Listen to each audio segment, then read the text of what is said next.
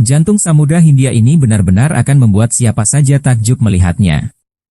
Dipenuhi berbagai pulau dengan pantai eksotis, dikelilingi pasir putih halus, pohon kelapa berjejer indah, dan air laut yang jernih dengan berbagai jenis ikan serta terumbu karang yang sangat menakjubkan.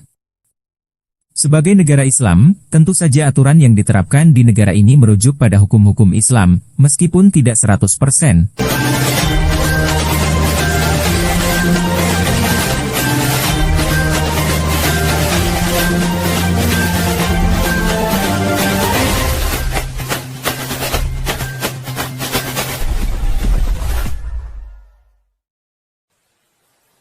Jangan lupa subscribe. Jangan lupa subscribe. Bismillahirrahmanirrahim. Assalamualaikum warahmatullahi wabarakatuh. Kita jumpa kembali sahabat BN. Hari ini Kamis 21 Maret 2024. Selesai berbuka puasa, menjelang pergi ke masjid melaksanakan solat tarawih.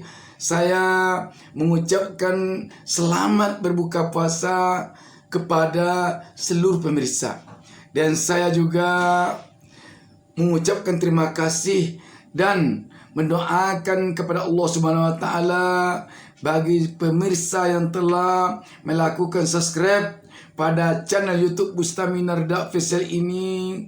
Semoga Allah berikan pembalasan berupa pahala yang berlipat ganda. Amin, amin, ya rabbal alamin.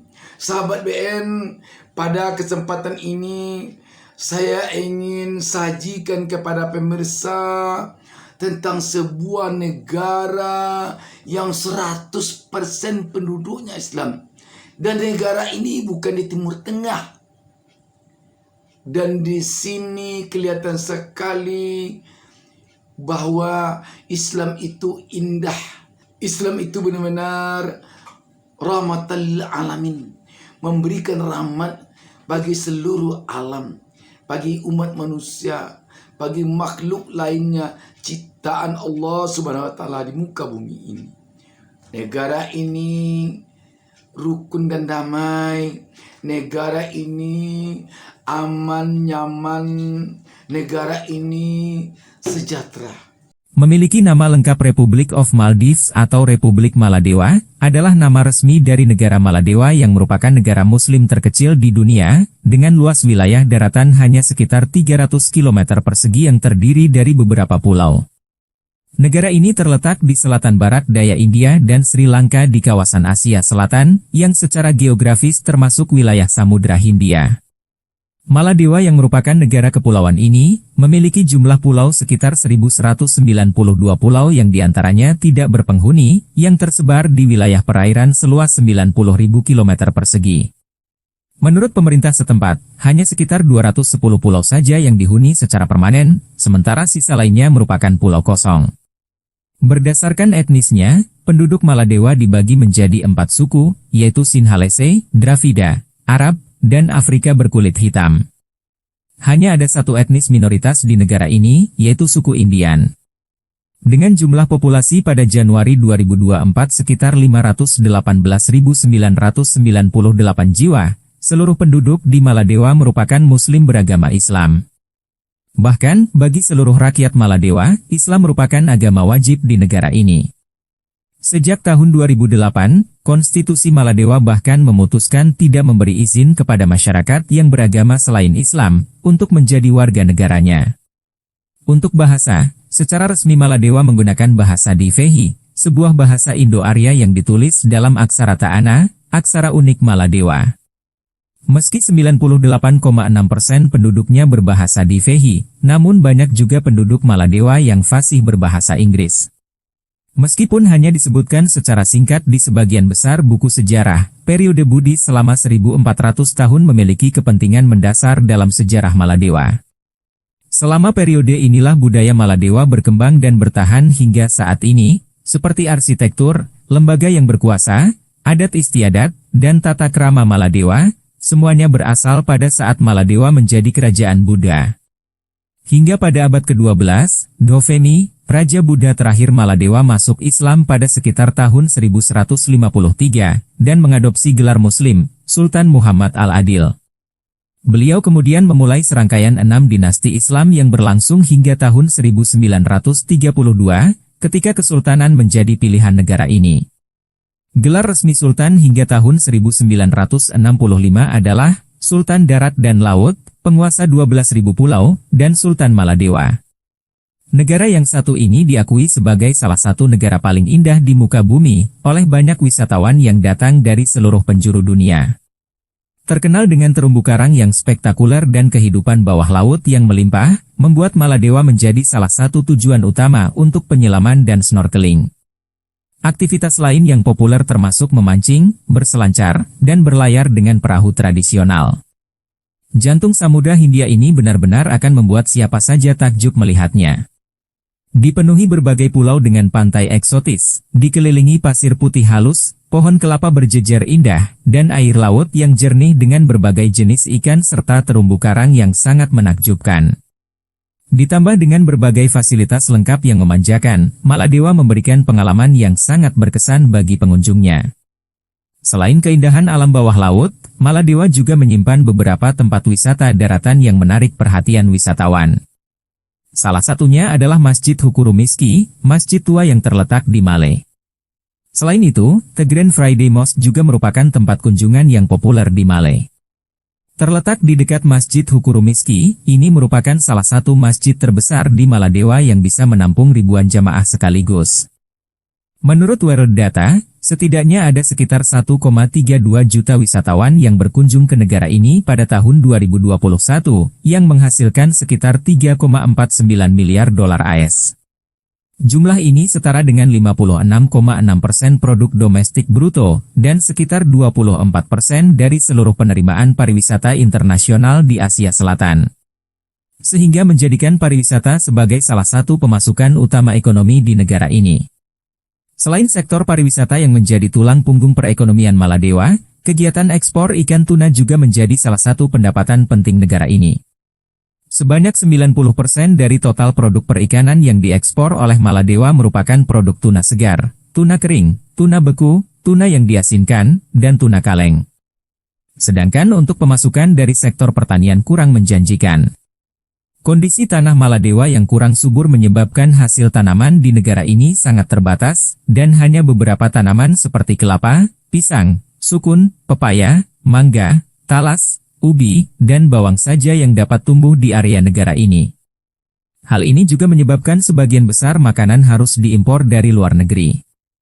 Negara yang berdaulat dan merdeka pada 26 Juli 1965 ini diklasifikasikan sebagai ekonomi berpenghasilan menengah ke atas oleh Bank Dunia.